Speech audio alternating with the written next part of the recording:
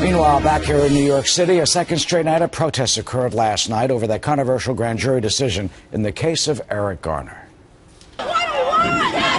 Why do we want it? Now! What do we want? Justice! Brown! Eric Garner! Michael Brown! Shut it down! Shut it down! Eric Garner! But police say more than 200 people were arrested last night for disorderly conduct in Manhattan. But mainly the groups marched peacefully across the Brooklyn Bridge, and they also congregated in Times Square. Some were carrying coffins to protest the death of Garner and the decision not to indict the officer involved in this incident. The mayor's office now announcing that New York City police officers will go through what they call retraining. The relationship between police and community has to change. The way we go about policing has to change. It has to change in this city. It has to change in this country. That New York City Mayor Bill de Blasio, but of course the police union this morning not at all happy about those statements. Rick Leventhal is live outside of our newsroom here in New York City with the very latest. Rick, how did it go last night? It was a pretty wild scene here in New York City, Eric. A crowd of more than 7,000 people gathered downtown late yesterday afternoon, and after rallying near the federal courthouses, marched across the Brooklyn Bridge carrying those symbolic cardboard coffins. Some shut down the West Side Highway. There were skirmishes with police officers in Times Square and at the Staten Island Ferry Terminal, with a lot of folks chanting, "Whose streets? Our streets."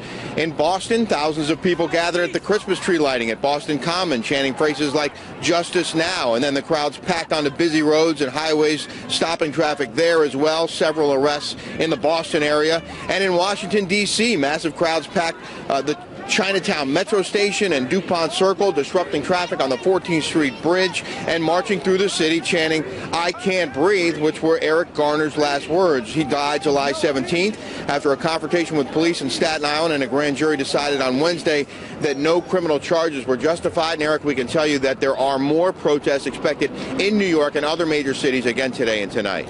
And Rick, the union really is criticizing Mayor de Blasio for those comments.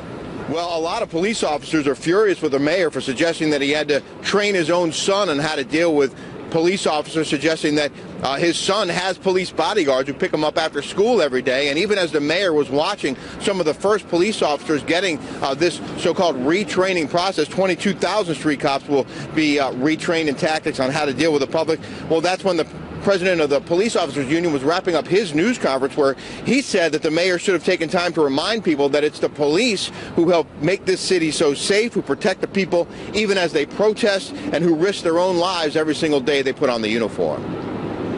He needs to support New York City police officers. He needs to say that teach our children, every last one of our children, our sons and daughters, to respect police officers. You cannot resist arrest, because resisting arrest leads to confrontation. Confrontation leads to tragedy. Well, the officer in the Garner case, Daniel Panaleo, still faces an internal NYPD investigation, and the Justice Department is about to launch its own civil rights investigation. Eric? Yeah, and with those the weekend here, basically, those protests will likely continue. Rick, thanks so much. Absolutely.